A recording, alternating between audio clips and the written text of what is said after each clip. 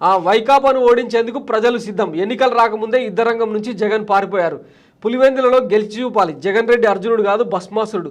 నమ్మి ఓట్లేసిన ప్రజల నెత్తినపైనే చేతులు పెట్టారు. నెల్లూరు పతికొండ రా కదలిరా సభల్లో చంద్రబాబు నాయుడు అంట.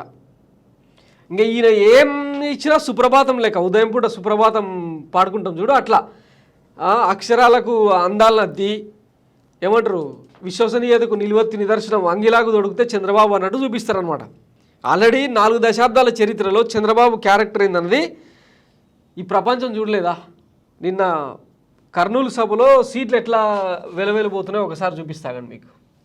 ఇక ఓ దిక్కు మాట్లాడుతుంటే సోది పురాణం ఉంటుంది, ఒక దిక్కు ఆయన మాట్లాడుతుంటే ఇంకో దిక్కు జనం జారుకుంటున్నారు మెల్లగా. అక్కడ పనిచేసే బయోరెడీస్ గనుల్లో అక్కడిక్కడ పనిచేసే వేరే రాష్ట్రం వాళ్ళని తీసుకొచ్చి జనంతో నింపే ప్రయత్నం చేసిరన్నమాట.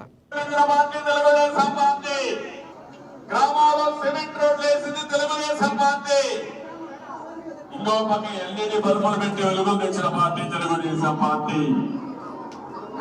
చెత్త నుంచి కాంపోస్ట్ చేయడానికి ఇస్తున్నా. ఇంకో పక్క అక్వా రైతులకు హామీ ఇస్తున్నా. ₹50 కరెంట్ ఇచ్చి మళ్ళా అక్వా రంగాన్ని బాగు చేసే బాధ్యత. బెంగళూరులో పెద్ద బ్యాలెన్స్, పులివెందుల్లో ఒక బ్యాలెన్స్, హైదరాబాద్ లో లోటస్ బ్యాలెన్స్, నిన్ననే రిషికొండను బోడుగుండు కొట్టించి అక్కడ పెద్ద బ్యాలెన్స్ 500 కోట్లతో ఇట్లా ఖాళీ కుర్చీలు కనిపిస్తున్నాయి అనమాట. వైఎస్ జగన్ ఏమో ఎన్నికలకు సిద్ధమని ఆయన పిలుపునిస్తే మేము సంసిద్ధం అని చెప్పి ఈయన పిలుపునిస్తున్నాడు. ఒక దిక్కు వైసీపీ శ్రేణుల్లో మనం పూర్వకాలం లోడింగ్ అవుతుంటే ఇక్కడేమో ఖాళీ కుర్చీలు దర్శనమిస్తున్నాయి. నిన్న నెల్లూరు పత్తికొండల్లో జరిగిన సభల్లో ఇదే అనమాట టీడీపీలో జరుగుతున్న తంతు.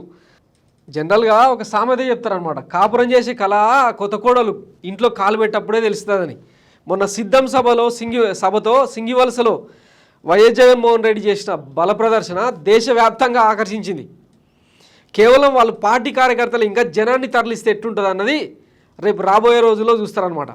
ఈయన ఇప్పటికీ రా కదలిరా ఏ ఒక్క సభలోనన్నా జోష్ ఉందా?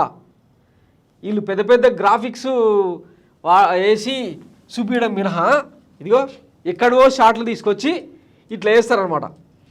మరి ఏంది రియాలిటీ అంటే ఇది సీట్లు కుర్చీలు వెలవెలబోతుంటాయి.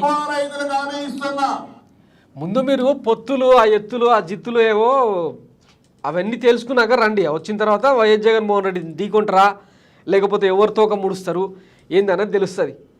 దీని మీద రామ్ గోపాల్ వర్మ ఒక మంచి ట్వీట్ చేసిండు. దాని గురించి మళ్ళీ అంతా అయిపోయినాక మాట్లాడుకుందాం.